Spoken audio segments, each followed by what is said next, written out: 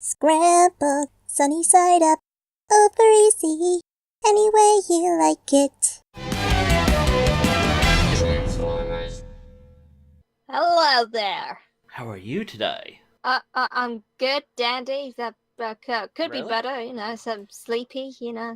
Well, yeah, okay, but, I thought you'd be in a bit more of a bad mood given that YouTube's not letting us post up our React video to Transformers Cyberverse.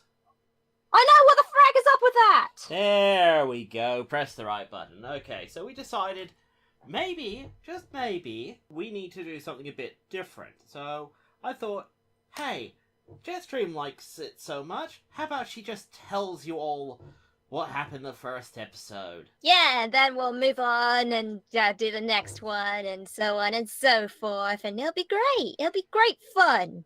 So it's more like story time with Jetstream, I guess, or Jetstream abridges, or Jetstream retells.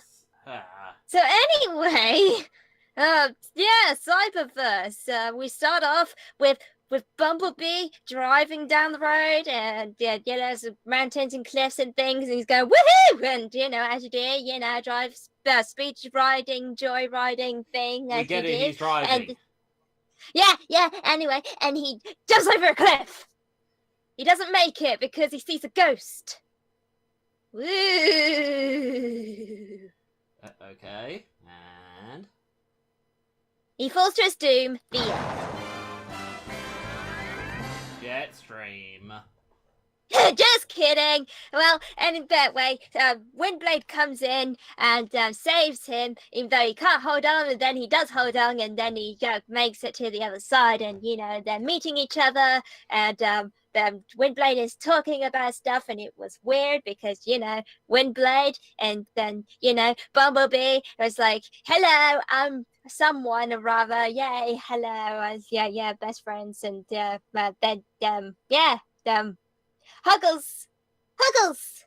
And then we realize that these two are a thing, and that they love each other very much, and they get married, and have a couple of sparklings. Wait, and they're so Jetstream, cute. I don't remember this bit. Oh yeah, right, anyway. Again?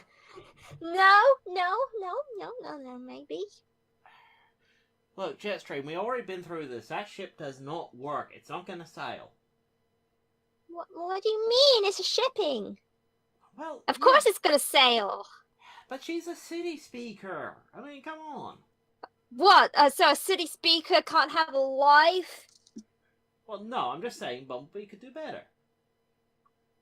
That is true. But anyway, she's like talking about, stuff and history and, Perceptor for a brief moment, and it was great, and he's got a ginormous head thingy, and like you mentioned, but because everyone's doing it now, it's like nothing to me, but for you that was kind of surprising. But yeah, it's like whatever.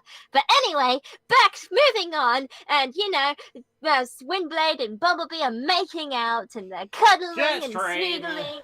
Sorry, and then they were attacked? Thundercracker! He comes in, and he whips in and drop kicks Windblade, and Windblade is like, oh my goodness, I better get my sword out! So she gets her sword out, and they start fighting. The only problem is, when Windblade has her sword out, she might as well have not had a sword whatsoever, because she hardly ever used it, and then when she did use it, it was worthless and stupid. And anyway, Thundercracker falls off a cliff. Even though he can fly, but he falls off a cliff. Yeah, did he just forget that for a second? I think he must have done. I mean, what was the thought process there? It's like, yep, I'm fallen. Should really do something about this. Everyone's falling in this episode, whether they be falling off the cliff or falling into other people's arms. Jetstream, don't go into the ship thing again. Oh, okay, fine. Moving on, then Windblade and Bumblebee go somewhere safe, and then Windblade gets this thing out, and she plans to murder Bumblebee and kill him and, express her feelings through death.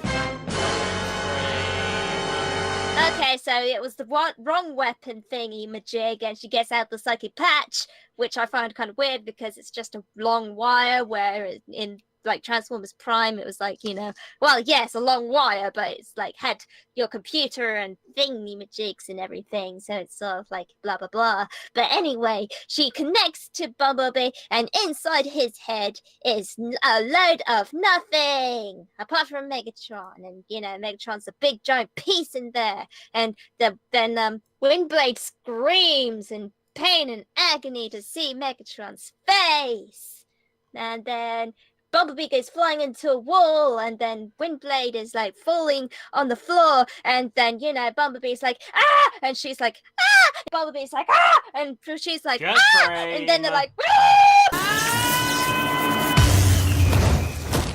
Yeah, Seekers come. And then there's the purple one, and we think it might be me, but it isn't. But it could be me, but it isn't. Jetstream. What? I think that's enough for the first episode. You're starting to get into second episode stuff. Oh, okie dokie. It looks like I'm done. So, if you couldn't tell from all that, Jetstream really enjoys it, and honestly, so have I. It's actually been quite enjoyable. Bumblebee serves as an audience analog quite well, because he's not only just the central focus, everything has to be re-explained to him, or he has to remember things, at which point you do not face the problem that we face in other series, which is, here's human child that everything has to be explained to, and we have to somehow make this child important. It's actually a Cybertronian who's actually important to the story right off the bat. Right off the bat. I mean, there's none of that jack shit. Life So, Life sucks when you're jack shit. Anyway, anything else you want to say? Other than your Windblade Bumblebee ship? Oh, no. Just like and subscribe for more content. And remember, by controlling the web, I control the world. And transmission. And remember, Bumblebee and Starscream forever. Yay! Wait, Starscream is mine!